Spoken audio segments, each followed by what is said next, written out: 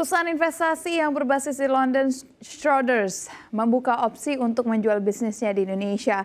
Hal ini diketahui dari sumber Reuters dengan alasan manajer aset global tersebut sedang mempertimbangkan untuk keluar dari beberapa pasar di bawah pimpinan eksekutif barunya.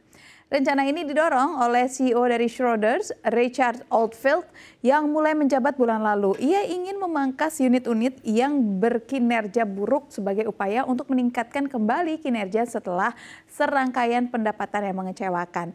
Dikabarkan Schroders telah menyewa penasihat termasuk UBS untuk bekerja pada kemungkinan penjualan unit Indonesia. Setidaknya 4 perusahaan termasuk unit manajemen aset HSBC, Allianz, dan juga PT Bank Negara Indonesia menyatakan ketertarikannya untuk semua sumber yang menolak disebutkan namanya karena pembicaraan kesepakatan bersifat rahasia.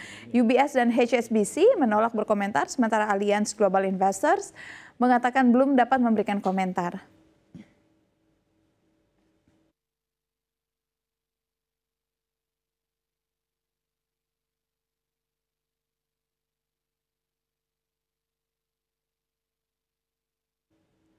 Setidaknya sudah ada 6 raksasa global yang melepaskan unit bisnisnya di pasar modal RI. Seluruhnya merupakan broker saham asing. Pertama adalah PT Citigroup Sekuritas Indonesia atau CSI, PT Morgan Stanley Sekuritas Indonesia, dan PT Merrill Lynch Sekuritas Indonesia asal Amerika Serikat. Kemudian PT Dutch Sekuritas Indonesia asal Jerman, dan PT Nomura Sekuritas Indonesia asal Jepang, dan PT Credit Suisse Sekuritas Indonesia.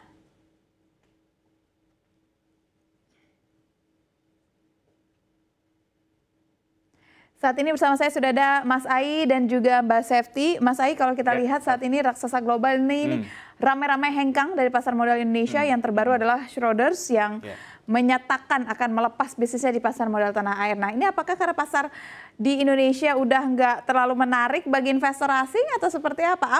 Apa yang lagi salah nih di pasar kita?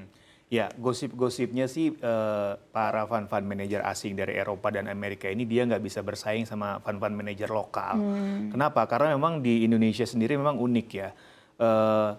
Fund manager lokal itu rata-rata memang konglomerasi yang punya jaringan luas gitu di seluruh Indonesia. Kita sebut ya BRI Group, Mandiri Group, gitu, BNI Group yang memang dia sudah kayak sistemnya tuh berjalan gitu ya. Konglomerasi, banknya nempel dengan fund manajernya, sekuritasnya, sehingga jalur pemasaran mereka jauh lebih mudah gitu. Dan banyak memang retail ini lebih engage dengan perusahaan-perusahaan lokal gitu dibanding asing. Itu satu alasan pertama ya. Alasan keduanya memang secara keuntungan dinilai stagnan katanya kan pasar modal Indonesia itu kan kalau kita lihat dari IHSG sendiri memang 10 tahun terakhir cenderung stagnan ya pergerakannya sehingga margin keuntungannya tipis gitu. Apalagi kalau fund manager global itu kan mereka pengennya marginnya tebal gitu ya. Makanya mereka sekarang lebih fokus di corporate ya dibanding di retail. Nah, ini juga yang menjadi isu kedua. Nah, isu ketiga yang tidak kalah serunya adalah memang di luar sendiri memang ada kendala-kendala bisnis yang menyebabkan kinerja mereka juga kurang bagus. Akhirnya memang yang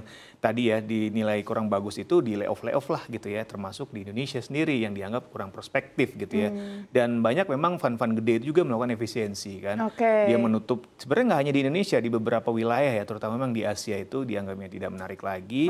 Tambah lagi ada kemenangan Trump, banyak juga dana asing balik ke sana, akhirnya dia fokus di sana gitu, di negara asalnya. Jadi bisa dibilang nggak serta-merta salahnya Indonesia sepenuhnya, tetapi karena memang Indonesia lebih engage dengan fund manager lokal, ditambah juga ada sentimen dari luar negeri. Tetapi kalau misalkan saya mau bertanya, gimana caranya biar para fund manager ini bertahan di kita? Kita masih punya bargaining power nggak untuk mereka bisa bertahan di dalam negeri? Sebenarnya itu ahlinya nanti ke Mas Ai kali ya. Cuma kalau saya sih ngeliat garis besarnya, ini setidaknya bisa ditarik ke arah investasi secara lebih luas. Bagaimana sekarang instability itu yang dihadapi dunia saat ini. Kenapa saya katakan demikian? Karena kan kita tahu ada COVID, after COVID, setelah itu ada perang, lalu setelah perang muncul lagi perang dagang sekarang dari Trump. Perusahaan manapun pasti mencari stabilitas dan juga efisiensi dong pasti. Karena kan beruntunan cobaan itu datang bertubi-tubi gitu kan ya. Nah, salah satunya adalah mencari tempat yang aman, mencari tempat yang stabil, mencari tempat yang murah. Mungkin ini kalau bisa ditarik secara garis besar, lebih luas lagi, mungkin ke arah pemerintah seperti apa menarik investor itu untuk bisa berada di Indonesia. Karena kalau misalnya perusahaan ini untungnya ini sektor keuangan loh yang jalan. Kalau misalnya yang lain-lain sektor lainnya yang kabur, yang lebih menyentuh masyarakat secara langsung, kan ujung-ujungnya PHK juga kan ya. Ujung-ujungnya pertumbuhan 8%, iya. apa kabarnya? Apa kabarnya, benar ya.